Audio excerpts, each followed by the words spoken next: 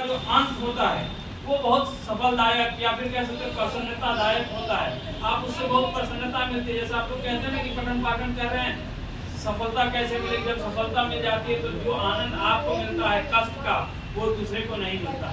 इसलिए हम आपको महाराणा प्रताप की जयंती के अवसर पे इस बात को सीख लेके जाना है कि हम आपके जीवन में बहुत सारे पड़ाव आएंगे, बहुत सारी समस्याएं आएंगी।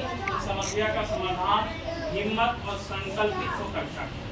और हिम्मत और संकल्पित कब हो पाएंगे आप? जब आपके दिन मन मस्तिष्क के अंदर सकारात्मक भाव होगा, देश प्रेम होगा, आपसी भाईचारा होगा, लोगों को एक साथ लेकर के। जैसे इसमें बताया गया उनके घोड़े की बहुत बड़ी कुर्बानी है कि वो हमेशा उनका साथ दिया करते। तो घोड़ा हम आप जैसा जिसके साथ जैसा करते, कहते हैं ना कि जस करनी तस भोग, हम जिसके साथ जैसा करते हो वैसा करता है।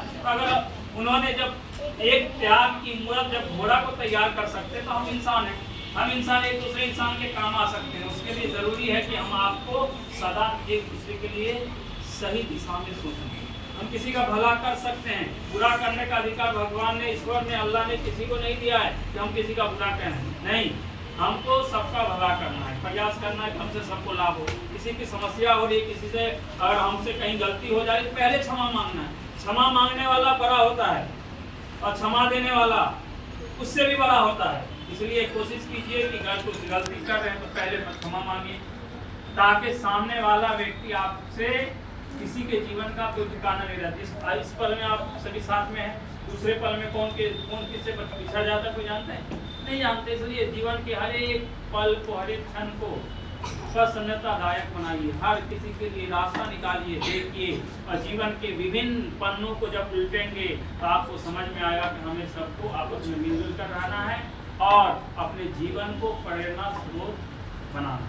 चलिए इन्हीं बातों के साथ आप सबों को ढेर सारी बधाई और शुभकामनाएं कि आप लोगों ने सही समय दिया, हमारे बच्चों ने भी बढ़ चढ़ कर हिस्सा लिया और आप लोग भी इनको सहयोग करेंगे। और सबसे बड़ी मैम का मैं सबसे बड़ा शुक्रगुजार हूँ। इन्होंने ऐसा माहौल क्रिएट किया, स्कूल के वातावरण को इतना अच्छा दिया है कि हमारे बच्चों को भी यहाँ कुछ करने में अच्छा लग रहा है और आप लोग को भी पठन पाठन से संबंधित होने में बहुत सहयोग मिल रहा है। मुझे उम्मीद करते हैं कि आप लोग पढ़ रहे होंगे, कुछ नया डेली सीख रहे होंगे।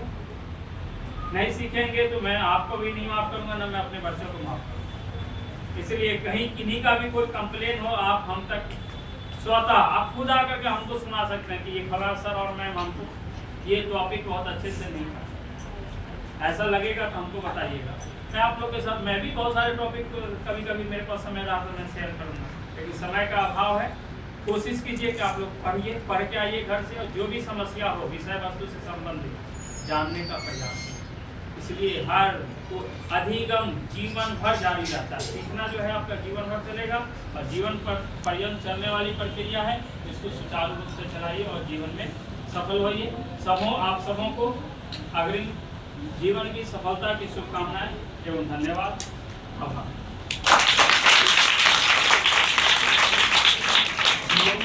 पढ़ाई किए सबको इकट्ठा करके सबको पढ़ाई के साथ उनका